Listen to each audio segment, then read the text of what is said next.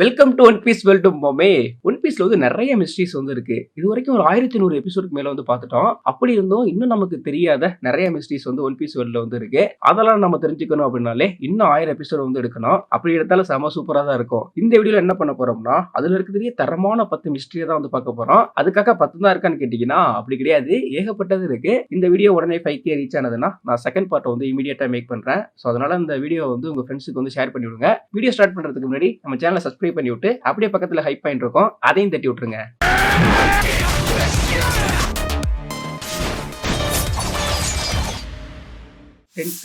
Noah ship. இந்த ship வந்து ரொம்ப ஜெய்ஜாண்டிக்கா ரொம்ப பெரிய மேசிவா வந்து இருக்கும். எப்போ பார்க்கலாம்னா ஃபிஷ்மேன் ஆர்க்கப்போ வந்து பார்க்கலாம். இந்த ஷிப் வந்து எப்போ பில்ட் பண்ணிருப்பாங்கன்னா 800 வருஷத்துக்கு முன்னாடி வந்து பில்ட் பண்ணிருப்பாங்க. எதனாலன்னு பாத்தீங்கன்னா ஜாய் பாயோட போட்ட ஒரு அக்ரிமெண்ட்னால வந்து இந்த ஷிப் வந்து பில்ட் பண்ணிருப்பாங்க. இந்த ஷிப்போட ஃபுல் பர்பஸ் என்னன்னு சொல்லிட்டு தெரியல. பட் என்ன நம்புறாங்கன்னா ஃபிஷ்மேன்ஸ் இருக்காங்க இல்லையா, அவங்கள சர்ஃபேஸ் கொண்டு போறதுக்காக இந்த ஷிப்பை வந்து பில்ட் பண்ணிருக்கலாம்னு சொல்லிட்டு நம்புறாங்க. மேபி வாரப்போ பேட்டில் பண்றதுக்காக இந்த ஷிப்பை யூஸ் பண்றதுக்கு வந்து பண்ணியிருந்திருக்கலாம். அப்படி இல்லைன்னா ஃபிஷ்மேன் ஐலாண்ட் இருக்கு இல்லையா, அது உடனே அழிகிற மாதிரியான ஒரு சிச்சுவேஷன் வந்து ஏற்பட்டிருக்கலாம். ஸோ அப்படி இருந்தாதான் ஒரே டைம்ல நிறைய பேர் வந்து அங்கேருந்து எஸ்கேப் ஆகிறதுக்கு இவ்வளவு பெரிய ஷிப் வந்து தேவைப்பட்டிருந்திருக்கும். பட் அதோட ஃபுல் பர்பஸ் என்னன்னு சொல்லிட்டு தெரியல. இதை சீக்கிங் இழுக்கிற மாதிரி தான் டிசைன் பண்ணியிருக்காங்க. ஸோ ஏதோ ஒரு காரணத்துக்காக ஜாய் பாயில வந்து இந்த ப்ராமிஸ் வந்து ஃபுல்ஃபில் பண்ண முடியல. அதுக்காக மன்னிப்பு கேட்ட ஒரு போன கிளிஃபையும் வந்து நம்ம பார்த்துருக்கலாம். ராபின் வந்து சீ ஃபாரஸ்ட் வந்து அதை ரீட் பண்ணியிருப்பா. ஸ்டில் இன்னும் அந்த ஃபிஷ்மேன்ஸ் எல்லாம் அந்த ப்ராமிஸ் இருக்கு இல்லையா, அதை வந்து ஃபுல்ஃபில் பண்ண போறேன்னு சொல்லிட்டு இன்னும் நம்பிட்டு இருக்காங்க. இந்த ஷிப் எதுக்காக பில்ட் பண்ணப்பட்டது, அதோட ஃபுல் பர்பஸ் என்ன, ஜாய் பாயோட ப்ராமிஸ் என்ன, இது எல்லாமே இன்னும் மிஸ்ட்ரியா தான் இருக்கு. 9th swords motive. ஸோ இந்த ஸ்வாட்ஸ்ன்னு சொல்லிட்டு ஒரு டீம் இருக்கு அப்படிங்கிறதே வந்து நமக்கு ரொம்ப லேட்டா தான் தெரிய வரும். அதுவும் வந்து குசான் வந்து சொல்லியிருந்திருப்பாரு. ஸோ இவங்க யாருன்னா மெரைன் தான். பட் மெரைன்ல ஃபுல்லா இருக்க மாட்டாங்க. மெரைன்ல இருந்து ரிசைன் பண்ணிருப்பாங்க. ஸோ இந்த ரிசைன் அப்படிங்கிறது வந்து வெளி தோற்றத்துக்கு மட்டும்தான் ரிசைனா இருக்கும். ஆனா ஒரு பார்ட் ஆஃப் த மெரைனா இருந்து தான் இவங்க வந்து ஒர்க் பண்ணுவாங்க. ஸோ அப்படி பண்ணாலும் இவங்களுக்கான ஒரு சிலது வந்து ஸ்பெஷலா இருக்கு. மெரைன்ல வந்து ஒருத்தவங்க ஒர்க் பண்றாங்கன்னு வச்சுங்களேன், அவங்களுக்கு வந்து கமெண்ட் கொடுப்பாங்க, அதுதான் அவங்க வந்து ஃபாலோ பண்ணணும். பட் ஸ்வாட்ஸ்ல இருக்காங்கன்னா அவங்க வந்து அதை ஃபாலோ பண்ணணும்னு தேவை கிடையாது. அவங்களோட ஓன் மூவ் வந்து எடுக்கலாம். இப்போ எக்ஸாம்பிளுக்கு சொல்லணும்னா இப்போ 4 யான்கோ இருக்காங்க இல்லையா, ஸோ அவங்களுக்கு அகைன்ஸ்டா வந்து மெரைன்ஸ் வந்து அவங்க வந்து பேட்டிலும் பண்ண மாட்டாங்க. இதே ஸ்வாட்ஸ்ல இருக்காங்க இல்லையா, ஸோ அவங்க வந்து அந்த பேட்டில வந்து பண்ணலாம். அவங்க வந்து மெரைனோட கமாண்டை ஃபாலோ பண்ணணும்னு சொல்லிட்டு எந்த ஒரு அவசியமே கிடையாது. ஆனாலும் அதுக்குள்ள வந்து ஒரு ரிஸ்க் இருக்கு. இப்போ பேட்டில் பண்றப்போ அவங்க மாட்டிக்கிட்டாங்க அப்படின்னா மெரைன் வந்து ஹெல்ப் பண்றதுக்காக வராது. ஸோ இது வேற வேலை வந்து ஹெல்ப் பண்றதுக்காண்டி வேற ஒரு பர்சன் வந்து வரலாம். எப்படின்னா இந்த ஸ்வாட்ஸ்ல வந்து இன்னும் நிறைய மெம்பர்ஸ் வந்து இருக்காங்க இல்லையா, ஸோ அவங்க வந்து ஹெல்ப் பண்றதுக்காக வரலாம். அவங்கள மெரைன்ஸ் வந்து கண்ட்ரோல் பண்ண முடியாது. இது எல்லாமே ஓன் ரிஸ்க் தான். ஸோ நமக்கு தெரிஞ்சதுல யாரா இருக்காங்கன்னா கோபி வந்து இதுல இருக்கான். அதுக்கப்புறமா வந்து எஸ்ட்ரேக் இருக்கா இல்லையா, ஸோ இவன்லாம் வந்து இந்த ஸ்குவாட்ல வந்து இருக்கான். கோபி வந்து ஸ்வாட்ஸ்ல இருக்கனால இப்போ மெரைனுக்கு சப்போர்ட் பண்ணி தான் அவன் சண்டை போடணும்னு சொல்லிட்டு எந்த ஒரு அவசியமும் கிடையாது. மேபி ஃபியூச்சர்ல லூஃபியோட சேர்ந்து கூட அவன் சண்டை போடலாம். இந்த ஸ்குவாட் இருக்கு இல்லையா, இதோட ஃபுல் மோட்டிவ் என்ன இன்ன வரைக்கும் ரிவீல் பண்ணப்படல. மிஸ்ட்ரியா தான் இருந்துகிட்டு இருக்கு. 8th தீக்காயம் உள்ள மனிதன். ஸோ இவன் வந்து ரொம்ப ரொம்ப மிஸ்ட்ரியா இருந்துகிட்டு இருக்கான். இவனோட ஹெல்ப் இல்லாம லாஃப்டேல வந்து ஃபைண்ட் பண்ணவே முடியாது. கேப்டன் கிட்ட இருக்கா இல்லையா, அவனை வந்து இவனை மென்ஷன் பண்ணியிருந்திருப்பான். அதே மாதிரி பிளாக் பீரியடுக்கும் இவனை பத்தி தெரிஞ்சிருந்திருக்கும். இவன்கிட்ட தான் அந்த லாஃப்டேல ஃபைண்ட் பண்றதுக்கான முக்கியமான ஒரு கீங்கிறது வந்து இருக்கு. இவனை ஃபைண்ட் பண்றது ஈஸி கிடையாது. இவன் வந்து ஒரு கருப்பு ஷிப்ல கடல் ஃபுல்லா சுத்திக்கிட்டே இருக்கான்னு சொல்லிட்டு ஒரு ரூமர்ஸ் வந்து பரவி இருக்கு. அது ட்ரூவா ரூமரான்னு சொல்லிட்டு தெரியல. ஸோ அவனை போயிட்டு ஃபைண்ட் பண்றதுங்கிறது ஈஸியான ஒன்று கிடையாது. அதே மாதிரி அவனை ஃபைண்ட் பண்ணிட்டாங்கன்னா அவன் கிட்ட போறது அவ்வளவு ஈஸியான ஒன்று கிடையாது. ஏன்னா ஒரு பெரிய சுழலே வந்து ஏற்படுத்திக்கிட்டே இருப்பானா, அதனால எந்த ஒரு ஷிப்பு போனாலும் அதுல வந்து மூழ்கிடுமா. எப்படி அவனுக்கு வந்து அந்த தீக்காயம் வந்ததுன்னு சொல்லிட்டு தெரியல.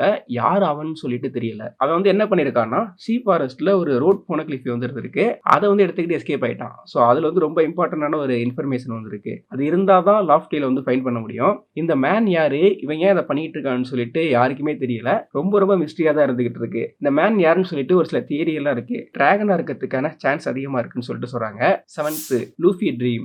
ஓடா வந்து ஒரு விஷயத்த அவ்வளவு ஈஸியா நமக்கு சொல்லவே மாட்டாரு. அதுக்குள்ள நிறைய மிஸ்ட்ரி வச்சு ஃபைனலா தான் வந்து ரிவீல் பண்ணுவாரு. ஸோ அது மாதிரி தான் லூஃபியோட ட்ரீமும். லூஃபி ஃபர்ஸ்ட் பார்த்தப்போ என்ன சொல்லியிருந்திருப்பான், கிங் ஆஃப் பைரேட் ஆகுன்னு சொல்லியிருந்திருப்பான். ஸோ ஸ்டார்டிங்ல இருந்து ஒரு 1000 எபிசோடு வரைக்கும் அதே சொல்லிட்டு ஃபைனலா லூஃபியோட ட்ரீம் அது மட்டும் கிடையாது, இன்னொன்னு இருக்குன்னு சொல்லிட்டு சொல்லியிருந்திருப்பாங்க. ஃபைனலா அவனோட க்ரூட்ட வந்து சொல்லுவான். ஸோ சொல்றப்ப பார்க்கணுமா, அங்க இருக்க ஒரு சில பேர் வந்து சிரிச்சிருப்பாங்க, ஒரு சில பேர் வந்து ஆச்சரியப்பட்டிருப்பாங்க, ஒரு சில பேரை பார்க்குறப்ப வந்து இதெல்லாம் நடக்குமா அப்படிங்கிற மாதிரி கூட திங்க் பண்ணியிருப்பாங்க.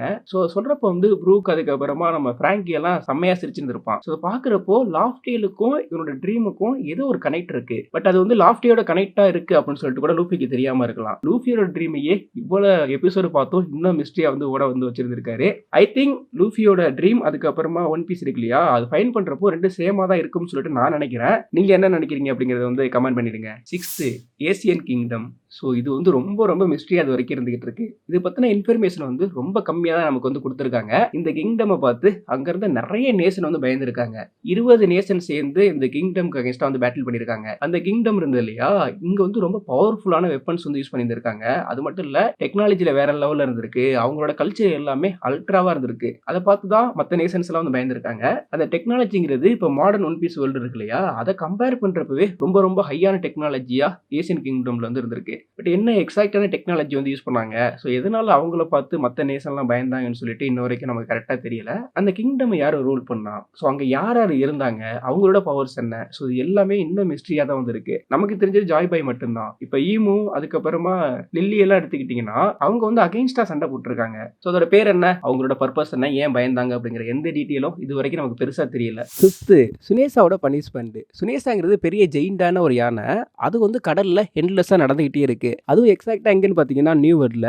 ஏன் இப்படி நடந்துகிட்டு இருக்குன்னா இது அதுக்கு கொடுக்கப்பட்ட பனிஷ்மெண்ட். அதுவும் சும்மா கூட நடக்கல, முதுகுல ஜூ ஐலாண்ட சுமந்துகிட்டு நடந்துகிட்டே இருக்கு. அங்க இருக்கிறது யாருன்னு பாத்தீங்கன்னா மிங்ஸ். விவிர் கார்டு இல்லாம அதை ஃபைன் பண்றதுங்கிறது ரொம்ப ரொம்ப கஷ்டம். இது அப்படி என்ன மிஸ்டேக் பண்ணிச்சுன்னு சொல்லிட்டு எக்ஸாக்டா தெரியல. பட் ஒரு சில தியரி இருக்கு, ஜாய் பாய் தான் அதை பனிஷ் பண்ணிருக்காருன்னு சொல்லிட்டு ஒரு தியரி இருக்கு. ஏன்னா இது வந்து ஜாய் பாயோட காம்ரேட்டா வந்து இருந்திருக்கு. வாயிரி செஞ்சுரி அப்போ ஒரு பெரிய பேட்டில் நடந்தது இல்லையா, அந்த பேட்டில்ல இது ஒரு பெரிய துரோகத்தை பண்ணிருக்கு, அதனாலதான் பனிஷ் பண்ணிருக்காருன்னு சொல்லிட்டு ஒரு தியரி வந்து இருக்கு. இது பண்ண மிஸ்டேக்னால நிறைய பேர் அஃபெக்ட் ஆயிருந்திருக்காங்க. அவரோட ப்ராமிஸை ஃபுல்ஃபில் பண்ண முடியல. ஸோ இப்போ மிங்க வந்து அதுக்கு முதுகுல சுமந்துக்கிட்டு நடந்துகிட்டே இருக்கப்ப பார்க்குறப்போ இதனால மிங்ஸுமே பெரிய லெவலில் அஃபெக்ட் ஆயிருக்கலாம். இந்த பனிஷ்மெண்ட்டுங்கிறது எந்த அளவுக்கு ஹெவியா இருக்குன்னா, இப்போ ஜாக் வந்து இதை அட்டாக் பண்ண வந்திருப்பான். ஸோ அப்படி வர்றப்போ இதால ஈஸியாக வந்து அவனை அட்டாக் பண்ண முடியும். ஆனாலும் பண்ணியிருக்காது, பர்மிஷன் கேட்டிருக்கோம் மோமோனஸ்கே கிட்ட. மோமோனஸ்கே சொன்னதுக்கு அப்புறம் தான் ஜாக்கை வந்து இதை அட்டாக் பண்ணியிருந்திருக்கோம். ஸோ மோமோனஸ்கேக்கு வந்து வாய்ஸ் ஆஃப் ஆல் திங்னு சொல்லிட்டு ஒரு எபிலிட்டி இருக்கு. ஸோ இதெல்லாம் ஜாய் பாயோட கனெக்ட் ஆகக்கூடிய ஒன்று. இதெல்லாம் பார்க்குறப்போ ஜாய் பாய் பனிஷ் பண்ணியிருக்கிறதுக்கான சான்ஸுங்கிறது வந்து அதிகம். இது பண்ண மிஸ்டேக் என்ன அப்படிங்கிறது இன்ன வரைக்கும் மிஸ்ட்ரியாக தான் இருக்குது. 3rd நெஃபர்டரி டி லில்லிக்கு என்ன நடந்தது, யார் இவங்கன்னா, இவங்க வந்து வாயிரி செஞ்சுரி டைம் அப்போ இருந்தவங்க. இவங்க ஏசியன் கிங்டம் இருக்கு இல்லையா, அதுக்கு அகைன்ஸ்டாக பேட்டில் பண்ண 20 நேஷனில் ஒரு நேஷனை சேர்ந்தவங்க. இவங்க வந்து அப்போதைக்கு ஆரோபாஸ்டா வந்து ஆட்சி பண்ணிட்டு இருந்திருக்காங்க. பேட்டில் பண்ணி ஏசியன் கிங்டமை வின் பண்ணதுக்கு அப்புறமா ஏதோ ஒன்று நடந்திருக்கு. ஸோ அந்த ஒரு காரணத்தினால இவங்க என்ன பண்ணியிருப்பாங்கன்னா, அங்கே ஸ்வாட் வந்து வச்சிருக்க மாட்டாங்க. அங்கே வந்து 19 ஸ்வாட் தான் இருந்திருக்கும். இவங்க மேரி ஜோஸ்லேருந்து வெளில வந்துட்டாங்க. ஸோ வெளில வந்தவங்க ஆரோபாஸ்டாவுக்கும் இல்லை, இவங்கனால தான் போனோகிளிஃபி வந்து வேர்ல்டு ஃபுல்லாக பரவி இருந்திருக்கு. ஸோ அப்படி எக்ஸாக்டாக என்ன நடந்தது, எதனால பேட்டில் பண்ணுறப்போ ஒன்றா இருந்தவங்க அதுக்கப்புறம் ஏன் விலகி வந்தாங்கன்னு சொல்லிட்டு தெரியல. இவளும் ஜாய் பாயும் லவ்வர் அப்படின்னு சொல்லிட்டு ஒரு தியரி இருக்கு. ஸோ ஈமுக்கு இவளுக்குமே ஒரு பெரிய ஒரு கனெக்ட்டுங்கிறது வந்து இருக்கு. இப்போ ஜாய் பாய் லவ்வராக இருந்தா இதனால ஜாய் பாய்க்கு அகைன்ஸ்டாக ஃபர்ஸ்ட் பேட்டில் பண்ணியிருக்கணும். ஸோ இது எல்லாமே தியரியாக தான் சொல்லிட்டு இருக்காங்க. இன்னும் அஃபிஷியலாக இவன் ஏன் வெளில வந்தா, இவளுக்கு நடந்தது என்ன அப்படின்னு சொல்லிட்டு தெரியவில்லை. 3rd வில் ஆஃப் டிங்கிறது என்ன. இந்த டிங்கிற பேரை கேட்டாலே வேர்ல்ட் கவர்மெண்ட்டும் இவங்க எல்லாருக்குமே வந்து வெறுப்பு, அதுக்கப்புறம் ஒரு கோவம் வந்துடும். டி கிளானே இருக்கக்கூடாதுன்னு நினைப்பா. இந்த டிங்கிறது ஒரே பிளட் லைன்ல வரக்கூடிய கிளானான்னு கேட்டிங்கன்னா அப்படி கிடையாது. இப்போ லூஃபி, டிராகன், அதுக்கப்புறமா கார்ப், ஸோ இவங்களாம் ஒரு ஃபேமிலியாக இருந்தாலும் லா இருப்பான், டீச், அதுக்கப்புறம் வந்து ரோஜர் கிடையாது, வேற ஒன்றா இருக்காங்க. ஸோ அதுலேயும் சவுல் இருக்கார் இல்லையா, அவர் பேரு பின்னாடியுமே டிங்கிறது வந்து இருக்கும். அவர் வந்து ஜெயின்டு. இந்த டிங்கிறது ஒரு ஐடியாலஜி, இது வந்து இன்ஹெரிட்டா வரக்கூடியதுன்னு சொல்லிட்டு ஒரு தியரிங்கிறது வந்து இருக்கு.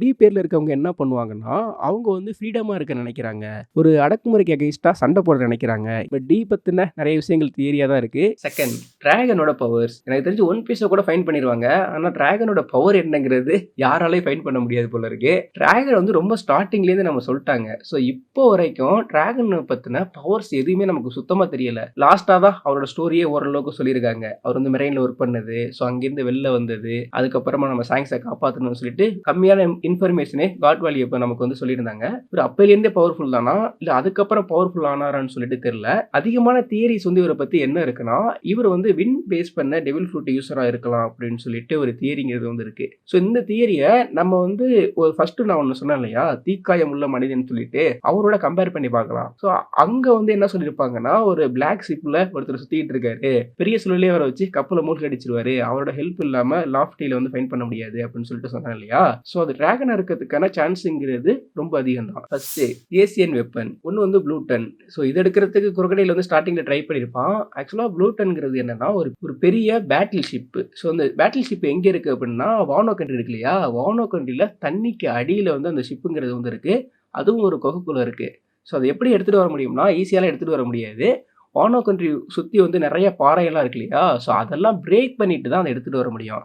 வானோ கண்ட்ரி ஓப்பன் பண்ணணும்னு சொல்லிட்டே இருப்பாங்க இல்லையா, எக்ஸாக்டான மீனிங் வந்து இதுதான். அடுத்து வந்து பொசைடன். பொசைடன்ங்கிறது வந்து ஒரு ஆப்ஜெக்ட் கிடையாது. மெர்மெய்டு பிரின்ஸ் இருக்கா இல்லையா, அவ தான் பொசைடன். ஸோ இந்த வெப்பனெல்லாம் ஏசியன் வாரப்பவே வந்து இவங்க யூஸ் பண்ணியிருக்காங்க. ஸோ அதை யூஸ் பண்ணுறப்போ பெரிய அழிவை வந்து ஏற்படுத்தியிருக்கும். ஸோ திரும்ப இன்னொருத்தவங்க கையில் கிடைச்சா வேர்ல்டு கவர்மெண்ட் இருக்கு இல்லையா, அவங்க வந்து ரொம்ப அஃபெக்ட் ஆவாங்க அப்படிங்கிறதுக்காண்டி தான் அதை பற்றின ரிசர்ச்லையும் யாரும் இறங்கக்கூடாது, அது யாரு கைக்கும் கிடைக்கக்கூடாதுன்னு சொல்லிட்டு ரொம்ப தீவிரமாக இருந்துகிட்டு இருப்பாங்க. இன்னொரு வெப்பன் பற்றி இன்னும் யாருக்குமே தெரிய வரல, யுரேனஸ். ஸோ இந்த வெப்பன்லாம் கம்பேர் பண்ணி பார்க்குறப்போ வாய்ட் செஞ்சுரி அப்போ வந்து ஒரு மிகப்பெரிய பேட்டில் வந்து நடந்திருக்கு.